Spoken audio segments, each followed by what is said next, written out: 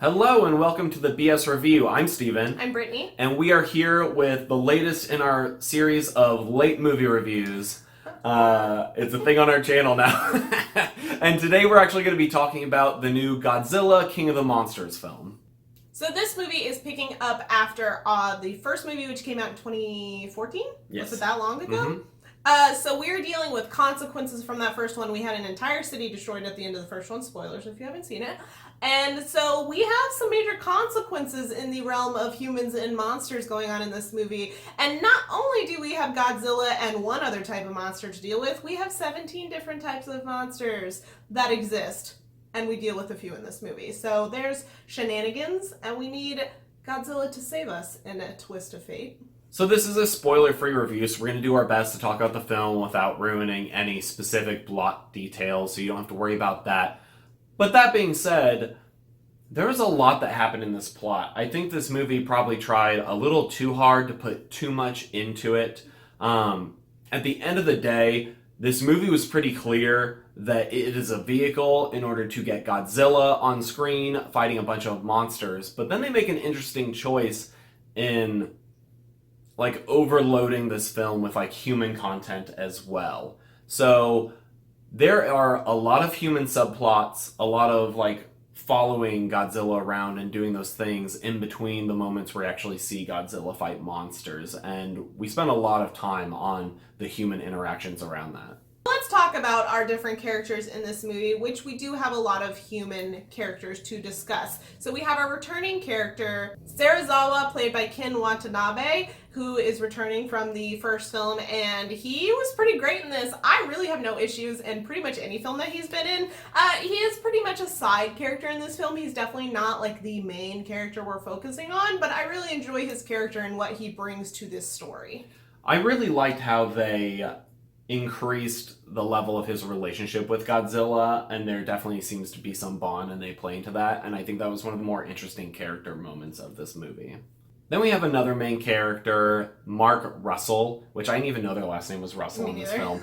Mark, and he is played by Kyle Chandler, and he's arguably the main character of this film, if not one of the main characters. We follow his perspective a lot of times, and he has a unique knowledge. He's a specialist in animal sounds, of all things, and so he's a very important player who they need to help deal with this crisis of all these monsters around.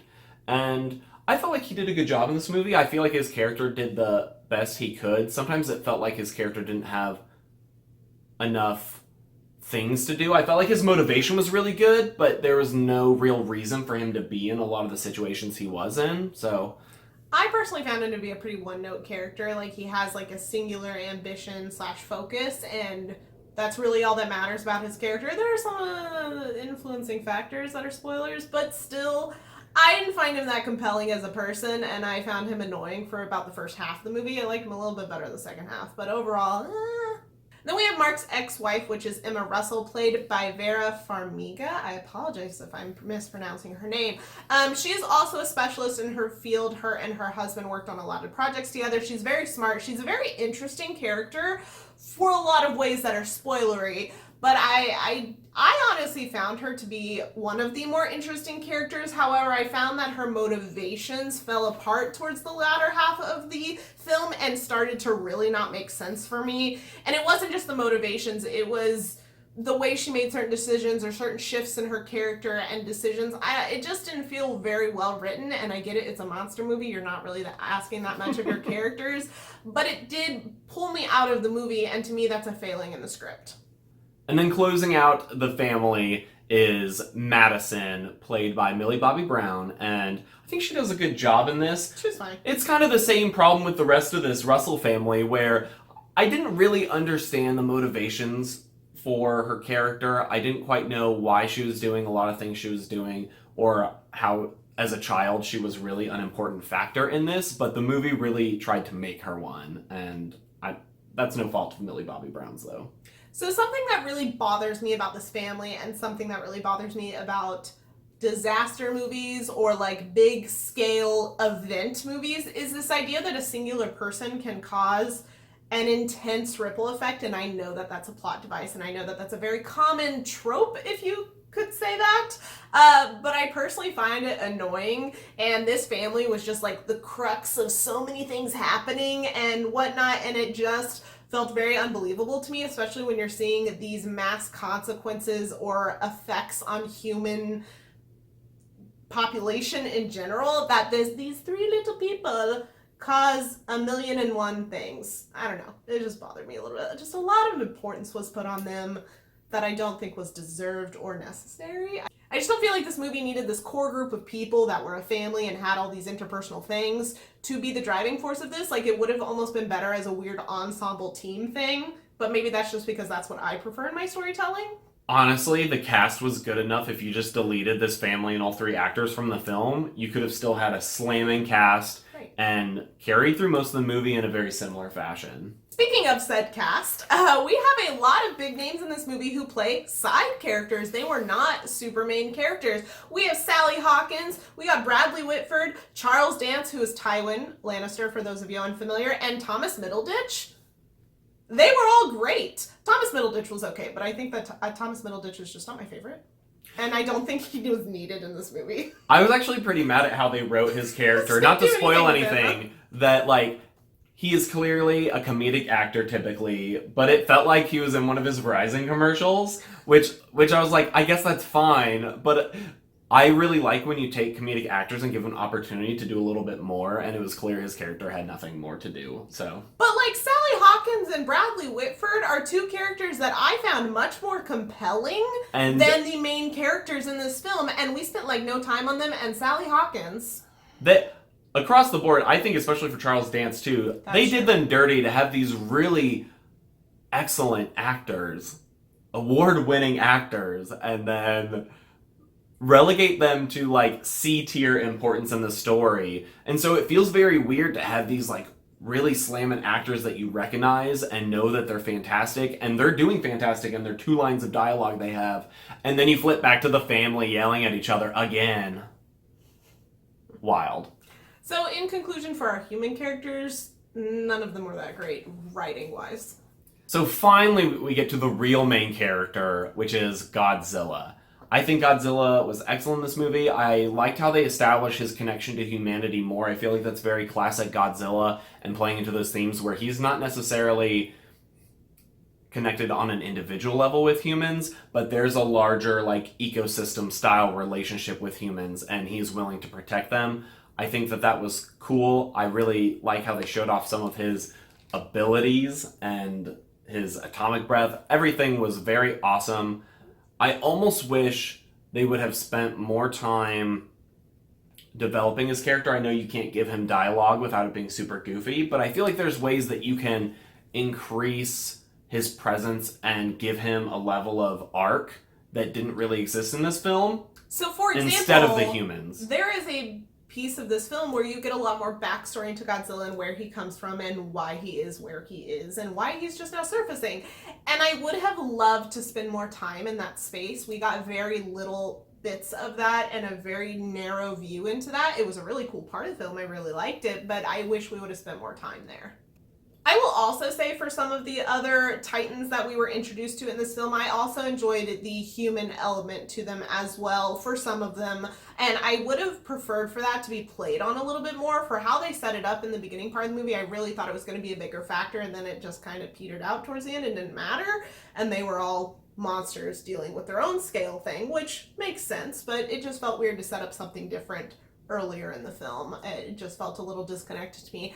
With that being said, the monsters in this are fucking cool. I mean, this is a monster movie, and I think that this movie ultimately delivers on the monsters for the most part. We have a few minor complaints that we will bring up shortly, but I loved the monsters in this. I really liked getting to be introduced to some of them. I'm not overly familiar with the Godzilla universe pre-2014, so it was really cool for me to experience all of these different creatures and their different, like, power sets and everything. I definitely wish that they had cut about 30 minutes of human stuff and spent 30 minutes giving more interactions or development specifically between Godzilla and another monster. I don't know if it's spoiler. I guess trailers. Mothra is in the trailer, so it's between them two, because that's clearly a factor that's underexplained, and a lot of the monster relationships are underexplained and could have used more. I felt like they were playing too much on the fact that people would be familiar with some of these other monsters from previous installments in the Godzilla universe. And for me, not being familiar with that, I felt a little lost. Like, there was a couple parts during fights and stuff, and I was like, wait, why did that creature is that an ability, or is that just a weird coincidental thing? And Steven's like, I don't know. Like, it was just confusing in a few parts, but even besides that, I still think the monsters were the coolest part of this film. I will say a lot of the action set pieces and CGI, I feel like were top notch. I've seen some people critique that all the fight scenes are at nighttime or stormy weather. But there are a lot of, like, light factors in a lot of these creatures. I mean, Godzilla can do the light up back thing that he did in the first one, and a lot of, like, Mothra in the trailer, she I don't know, yeah, are they gendered? Yeah. Do we know if Mothra, they called it a she, so gendered. Anyways, she's got some cool coloring to her, like, so I really liked the night scenes, actually, because, like, the play with color was beautiful. I think it was a decision, much, not an excuse. I feel like, yeah, they wanted all the cool lights. I think especially the final fight scene really gets a lot of value from it being dark because of their different powers and how those things play out. And I think everything was really beautiful. I think that's one of the biggest areas where this movie succeeds, is there's so many beautiful shots, just wide shots of, like, huge volcanoes with a monster on top, everything. It looks awesome, and you want to stare at it longer than it actually gives you time to on screen. So besides the human element of this movie, I think our biggest complaint is the fuzziness around some of the world building. In this film, especially from what they set up from the first movie and also the very beginning of this movie, there were just certain pieces that defied physics, which I know is a common thing in movies like this, especially when you have these other, these unrealistic creatures and things like that. I get it, but for example, we have a big winged creature who is causing these intense, like, what are they called? Slipstreams when going over things. And then there's another part later where a, like, plane is just flying by them fine. Like, that doesn't make sense to me in that aspect. And also, we have a lot of nuclear things in play in this movie, and, like, so everyone at the end of this movie should be sick from radiation poisoning and everyone's fine. It bothers me a lot. Yeah, I feel like a lot of the rules and systems set up by the movie, it fails to stay consistent with, which is, I mean, it's a giant monster movie. I don't expect them to be perfect, and, I'm not one of those people who's plot hole, but right. I do feel like it starts to pull you out of the movie when because if you stop and think for even a second, you're like, oh, they should die of radiation poisoning. Like, or they set off a nuke, but they made it, a mile away, so they're fine. And you're like, that's not how that works.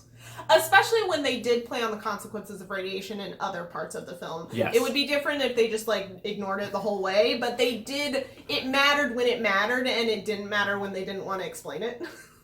So ultimately, I feel like this movie is kind of a mixed bag. I feel like a lot of the human elements fall flat and feel extra and not necessarily needed, whereas I feel like this movie really delivers on the monster portion and really delivers on the monster action. So if you're interested in seeing Godzilla fight some crazy cool monsters that were made, 50 years ago, and have it look beautiful and awesome, I think you're going to be really pleased with this movie, even though you might be bored for a couple segments. So I think it's worth a watch. I really enjoyed it. I'm a big Godzilla fan, though. I grew up on Godzilla movies, so I really liked it, but there is definitely some fluff they could have trimmed from the edges of this film. Something I would love to see in the movies going forward is a lot more non-verbal acting. I feel like that's the wrong word to use for monsters, but you get my gist?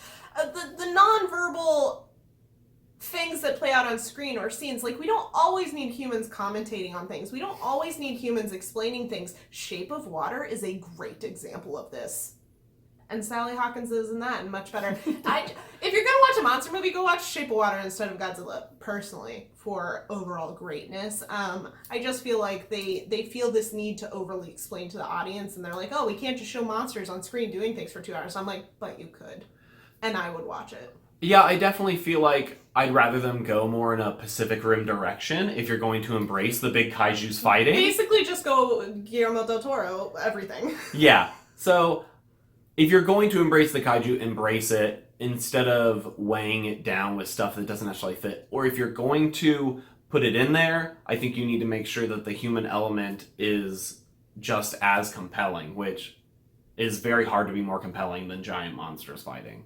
But please give this video a thumbs up if you enjoyed it. It lets us know what you guys want to see more of on this channel. Please subscribe if you enjoy us and want to see more of our content. We do a lot more than new movie reviews or just movie reviews in general on this channel. You can just take a quick scroll through our recent videos to see that. So stick around, join us for more videos, and we will see you in our next one.